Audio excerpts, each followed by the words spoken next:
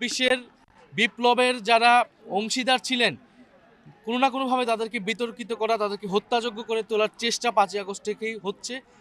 সেটারও ধারাবাহিকতা। কারণ এই নেতৃত্বগুলোকে সরিয়ে দিলেই 24-এর বিপ্লবকে নস্যাৎ করা সম্ভব বলে কোনো একটা শক্তি মনে করছে, কিন্তু আমরা মনে করি দৃঢ়ভাবে তারা ব্যর্থ হবে। আমরা মনে করি যে আওয়ামী লীগ প্রশ্নে আমাদের সবার এক থাকা উচিত এবং এই ঐক্য এখনো আছে। বিভক্তি রাজনৈতিক জায়গায় প্রতিদ্বন্দ্বিতা থাকবে, প্রতিযোগিতা থাকবে, কিছুটা বিভক্তিও এসেছে, এটা অস্বীকার করার সুযোগ নেই। কারণ আমরা যেই চেতনা থেকে আমরা অভ্যুত্থানে অংশগ্রহণ করেছিলাম, আমরা সেই জায়গা থেকে হয়তো সরে গিয়েছি। আমরা আমাদের নিজেদের দলীয় স্বার্থকে প্রধান করে তুলেছি বলেই বিভক্তি এসেছে। যদি আমরা জাতীয় স্বার্থকে প্রধান করে তুলতাম, দেশের প্রশ্নটাকে প্রধান করে তুলতাম, তাহলে আমাদের মধ্যে সেই ঐক্যটা কিন্তু থাকতো। আমাদের স্বপ্ন এখনো বাস্তবায়ন হয়নি, কিন্তু আমরা যদি আমাদের নৈতিকতায় অটুট থাকি, দৃঢ়তায় অটুট থাকি, তাহলে আমরা আশা করি আমাদের সেই কাঙ্ক্ষিত লক্ষ্য।